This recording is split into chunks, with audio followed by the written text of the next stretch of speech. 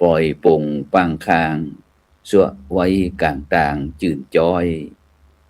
สี่เรื่องเรียบเรียงวางลงเรียบร้อยทำได้เป่งป้อยจะลาเรื่องแรกหนึ่งนั้นเรื่องคนอื่นหนา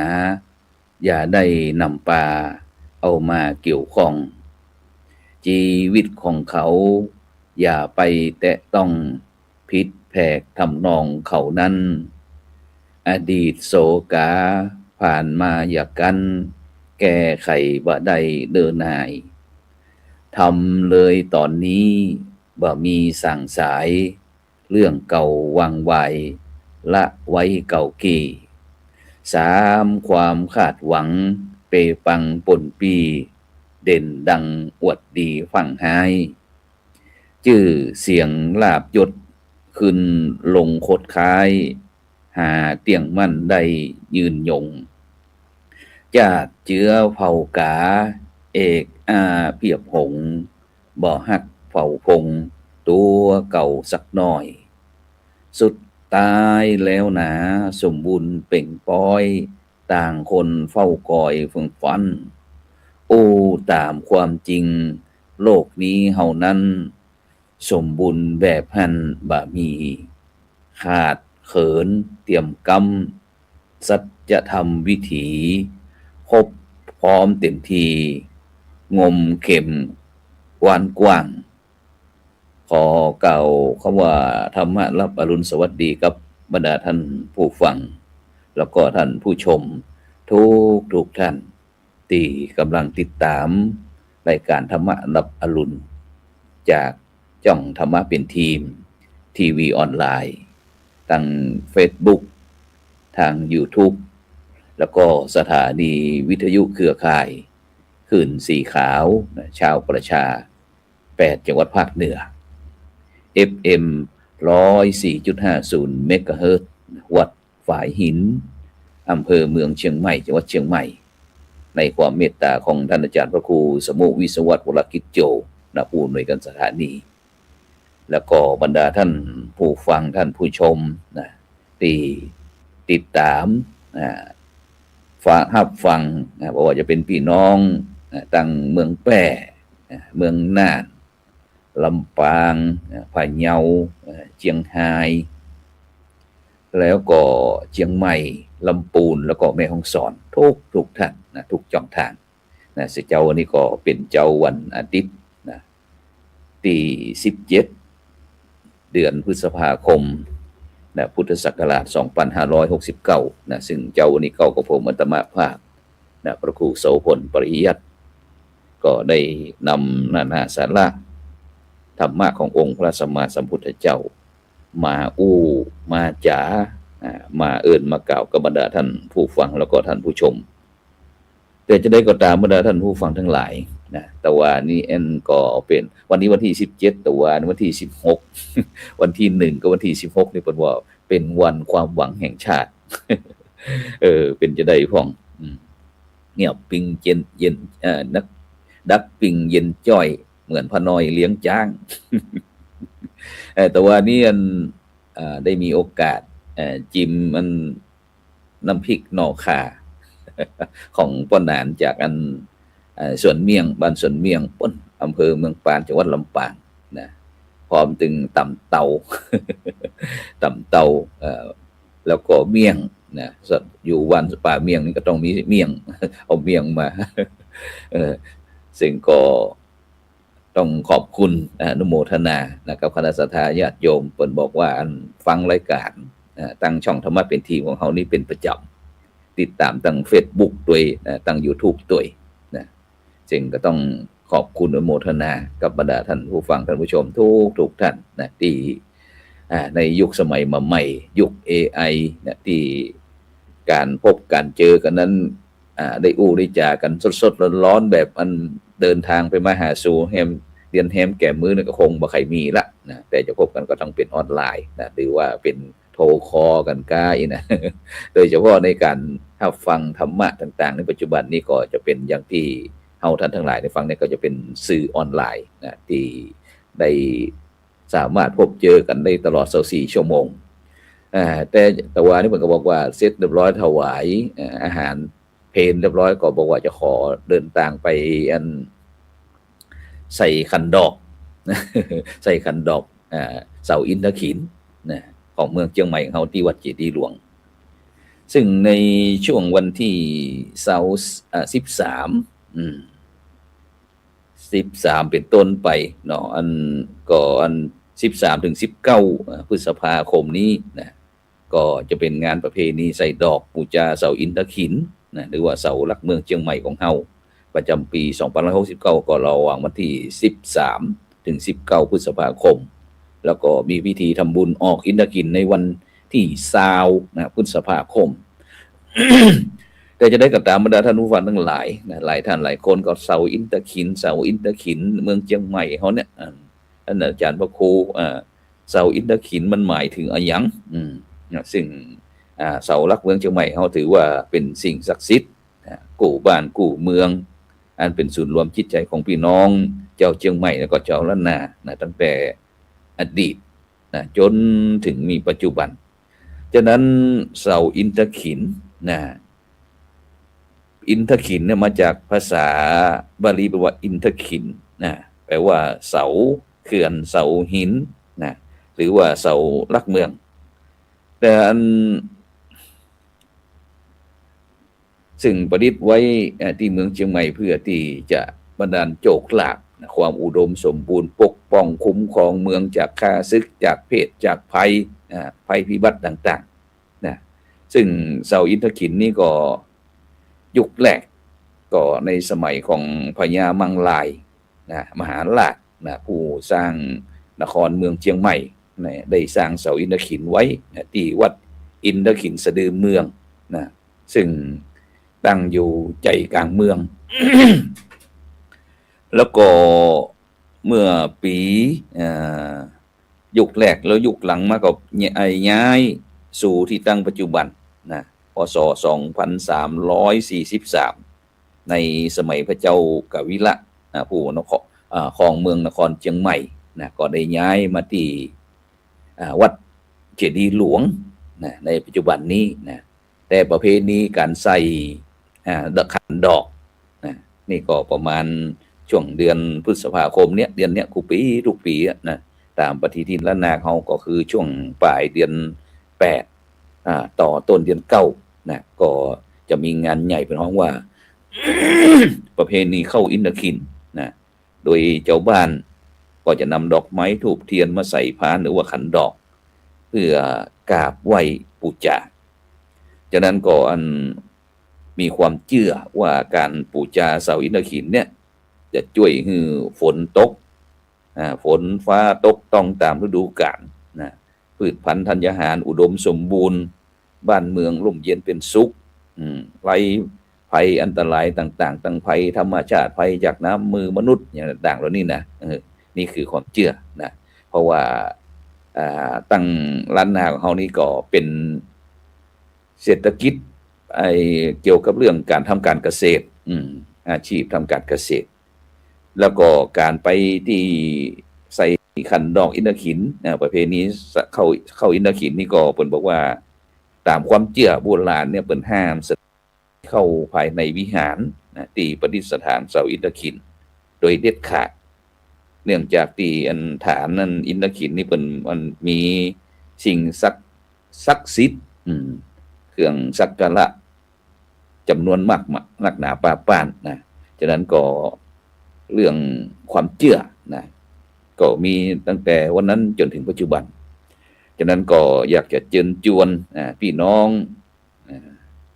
ตั้งเมืองเชียงใหม่นะหรือว่าใกล้เคียงเนี่ยได้พากันไป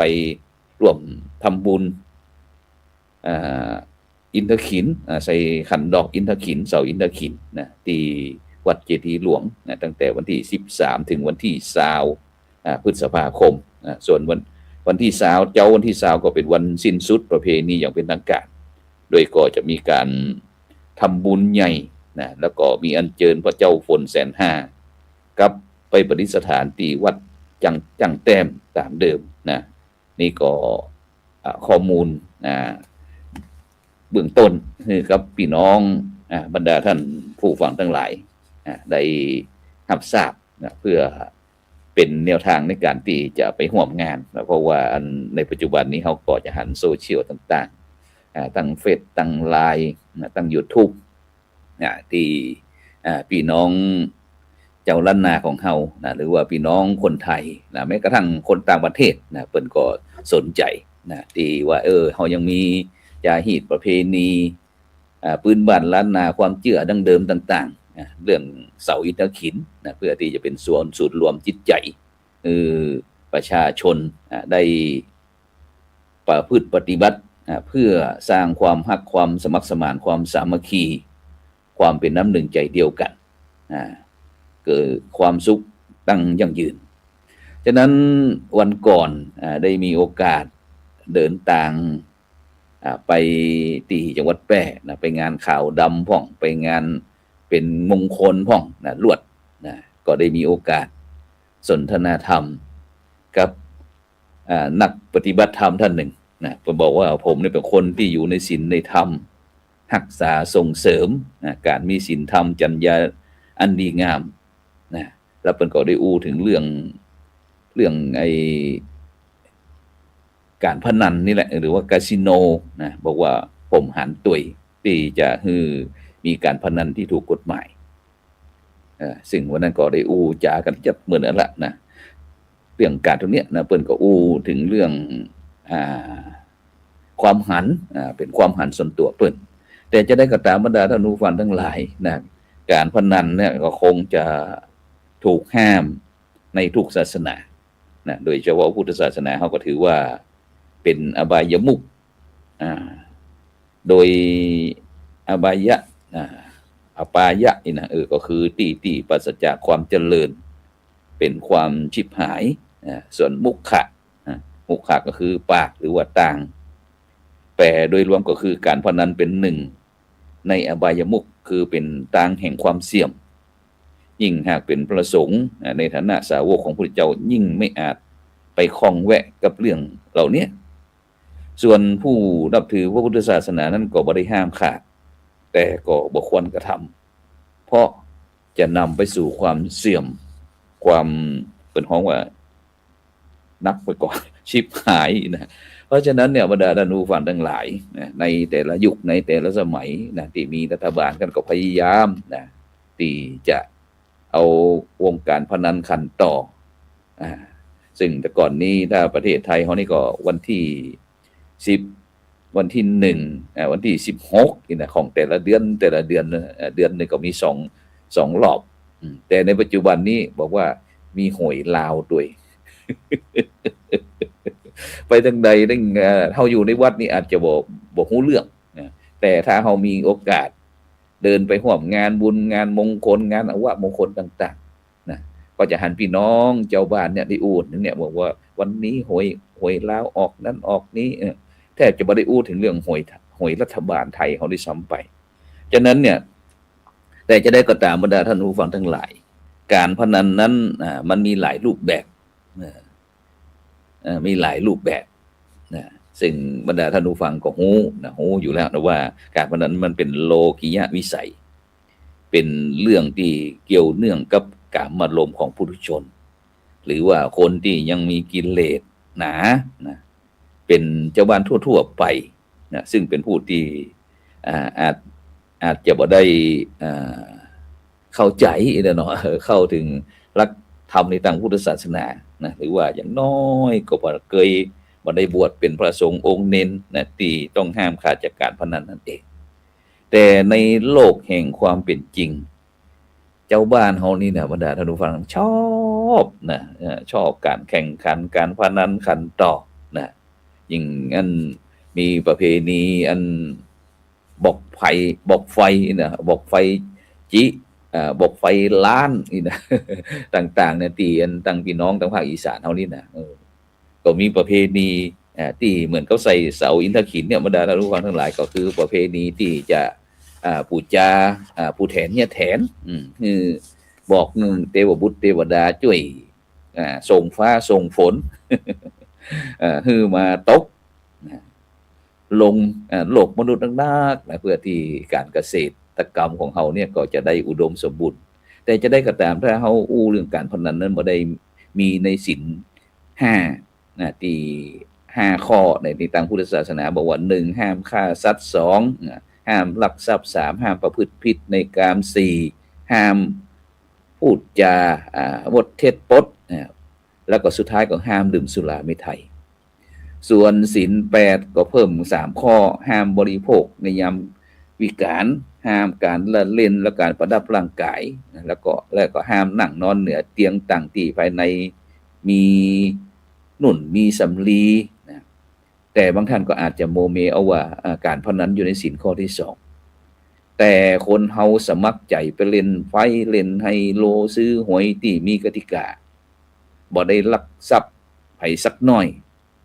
มันก็บอกว่าอยู่ในศีลข้อ7ว่าเป็นการสนุกสนานอย่างหนึ่งซึ่งก็แล้วแต่ตีความทรงเดชแต่ถ้าการพนันเป็นความผิดชะกันใหญ่แท้ๆป่านนี้ก็คงจะระบุชัดในศีล5หรือว่าศีล8ไปแล้วนะเพิ่นว่าฉะนั้นนะแม้การพนันเนี่ยจะบ่ร้ายแรงเท่าผิดศีลเพราะการผิดศีลนั้นมันละเมิดสร้างความเสียหายแก่คนหรือว่าสัตว์โดยตรงแต่การพนันนั้นเป็นทางสู่ความเสี่ยมของเฮาเองเป็นสำคัญ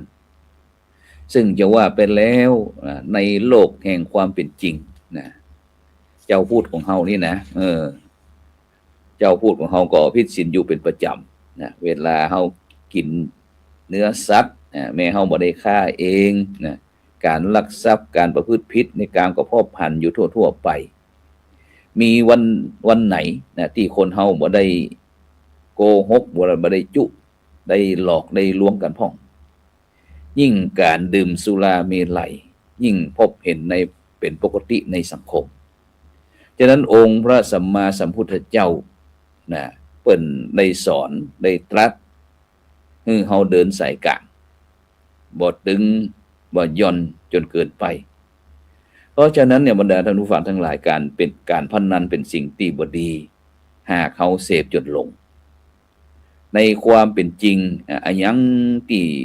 ไปถึงขั้นหลงแล้วย่อมบ่ดีสักอย่างบ่ว่าจะเป็นรักจนหลงนะศรัทธาจนหลงหรือว่าหลงในบุญในนิมิตต่างๆในขณะนั่งสมาธิเป็นต้นเพราะฉะนั้นเนี่ยบรรดาท่านผู้ฟังทั้งหลายแม้การผิดศีลในหมู่ปุถุชนก็ควรได้รับการควบคุมให้อยู่ในกรอบบ่ให้ประพฤติผิดจนกลายเป็นโจรนะเป็นเดรัจฉานกันไปหมดแต่จะห้ามมดยศแบบพระสังฆเจ้าก็คงบ่ได้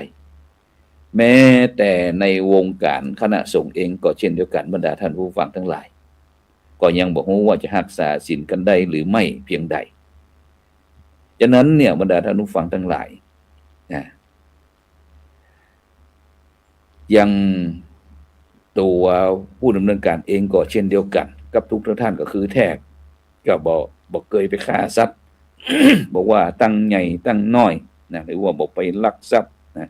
เพราะพอมีพอกินแต่ถ้าท่านผู้ฟังทั้งหลายนะเคยมีบ้านเล็กบ้านใหญ่บ้านน้อย หรือว่าเรื่องสุราเมรัยบ่แตะต้องอยู่แล้วนะแต่ก็หลายท่านหลายคนนะ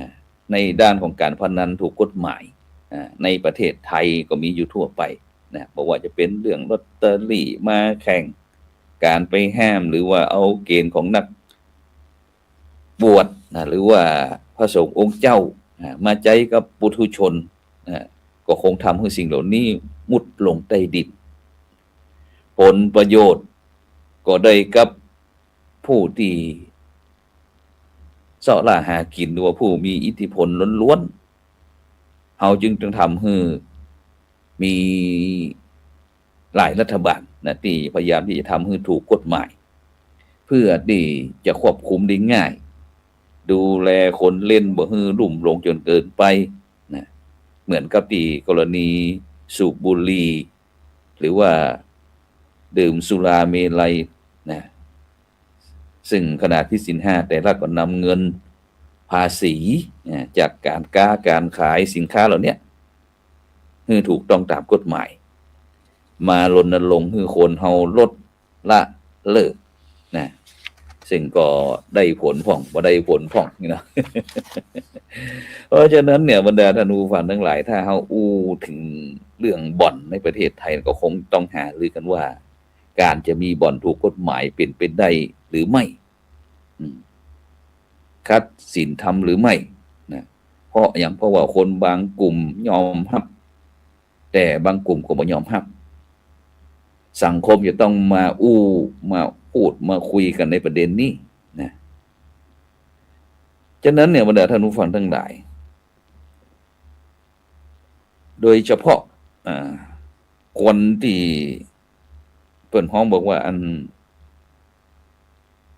ในสังคมโลกาภิวัตน์การครึ่งกลางๆนะ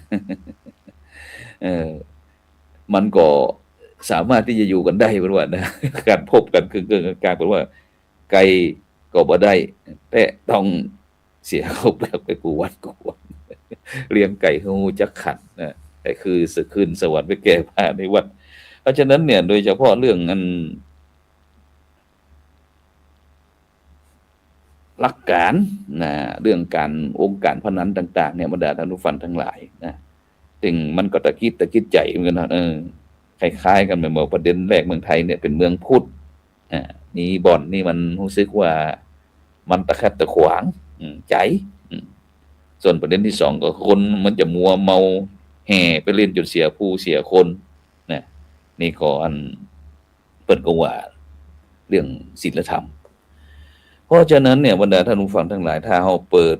อกมาอู้กันตรงๆเรื่องศีลธรรมไปเลยเท่าที่ฟังผู้คนก็ยังเข้าใจขาดเคลื่อนนะเรื่องประเด็นการพนันกับศีลธรรมอยู่นักเหมือนกัน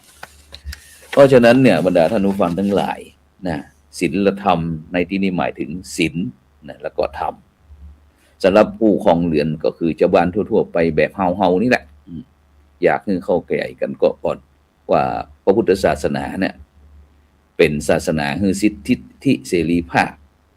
ความเสมอภาคไร้ขีดจำกัดนะบ่บังคับคือใครต้องเชื่อต้องปฏิบัติต้องเนี่ยตามทำตามซึ่งพระพุทธองค์ตรัสบอกทุกคนแม้คำนั้นพระพุทธองค์ตรัสเองก็อย่าเชื่อจนกว่าใจสติปัญญาไตร่ตรองตามจนเห็นความจริงก็เชื่อเอาละบรรดาท่านผู้ฟังทั้งหลายถ้าเข้าใจตรงนี้แล้วก็อยากจะบอกว่าเรื่องการพนันบ่เกี่ยวกับศีลอูกันตรงๆก็คือเล่นการพนันบ่ผิดศีลเพราะศีลบ่ใจข้อห้ามทำฉะนั้นทำจะนี้อย่างที่เฮาท่านทั้งหลายเข้าใจแล้วก็การพนันบ่มีอยู่ในศีลตั้งศีล10ข้อนะที่สำคัญอยากย้ำศีลหมายถึงข้อปฏิบัตินะที่มนุษย์พึงมีเป็นปกติวิสัยนะถ้าอูอย่างศีล5เพียงบอกอย่างนั้นนะอย่างนั้นบ่ดีบ่ควรทำส่วนใครจะทำบ่ทำก็เรื่องปัญญาของคนที่จะแตงทะลุเคลียร์ไปใน1ประเด็นเรื่องศีลส่วนการพนันที่อยู่ในบัญญัติของศีลฉะนั้นคนที่อ้างว่าเล่นการพนันผิดศีลจะต้องทำความเข้าใจตรงทีนี้เรื่องธรรมพุทธศาสนามีแนวทางอย่างไรในการพนันพระพุทธองค์ตรัสบอกถึงช่องทางนำไปสู่ความเสี่ยงความพินาศความชิบหายของทรัพย์สมบัติไว้6ช่องทางที่เป็นฮ้องว่าอบายมุขก็คือกินเหล้าแอลไม่คืนเล่นการพนันเที่ยวดูการเล่นคบคนชั่วเป็นมิตรแล้วก็เกียจคร้านในการทำงานเนี่ยการพนันก็เป็น1ใน6ช่องทางแห่งความชิบหายนะซึ่งโดยเฉพาะฮู้ไว้ว่าการคบคนชั่วเป็นมิตรเนี่ยเป็นช่องทางนำไปสู่ความชิบหายอย่างหนึ่งฉะนั้นเนี่ยบรรดาท่านผู้ฟังทั้งหลายการพนันถึงชั่วก็ชั่วมาตรฐานเดียวกับคนขี้ค้านทำงานนะฉะนั้นเนี่ยบ่อเกิดแห่งความชิบหายเป็นฮ้องว่าอบายมุขในทางพุทธศาสนามี6บ่อนะ แต่ก็มีคนที่จะเฉพาะเจาะจงเรื่องการพนันดังนั้นว่าเป็นอบายมุขซึ่งถ้าองค์พระสัมมาสัมพุทธเจ้าทรงวางหลักธรรมสำหรับใจแก้ปัญหาอบายมุขก็หลายท่านหลายคนก็ถามว่าเขาก็ตอบว่ามีเรื่องการแก้ปัญหาอบายมุขอยู่ในทิฏฐธรรมมิกัตถะประโยชน์ธรรมที่เป็นไปเพื่อประโยชน์ปัจจุบันของผู้ที่จะประพฤติปฏิบัติทิฏฐธรรมมิกโยชน์ซึ่งเคยมีโอกาสอ่านพจนานุกรมพุทธศาสตร์ฉบับประมวลธรรมที่สมเด็จพระพุทธโฆษาจารย์ปอ.ประยุตโตเปิ้นบอกว่ามี4ข้อขยันหมั่นเพียรในหน้าที่การงานคุ้มครองเก็บรักษาโภคทรัพย์และผลงานคบคนดีเป็นมิตรแล้วก็กำหนดรายได้รายจ่ายเลี้ยงชีวิตแต่พอดีฉะนั้นเนี่ยบรรดาท่านผู้ฟังทั้งหลายคำสอนของพระพุทธเจ้าบ่ใจกฎหมายบ่ต้องไปตีความแล้วก็บ่ใจสุดโต่งไปทางใดทางหนึ่งพระพุทธองค์ทรงเน้นเรื่องต่างสายกลางในการปฏิบัติแล้วก็มักมีองค์8เป็นต่างสายหลักที่ตุกคอทำต้องยึดอย่างง่ายๆอย่างสัมมาอาชีวะซึ่งหมายถึงการทำมาหากินสุจริตแล้วก็ชอบทำบ่คดบ่โกงบ่หลอกลวงบ่บังคับขู่เข็นบ่ประจบสพลสพ นี่คือสัมมาอาชีวะแล้วก็เนี่ยทิฏฐธรรมิกัตถะประโยชน์ก็จะเป็นประโยชน์ก็ต้องไปเป็นไปตามเส้นทางมรรคนี้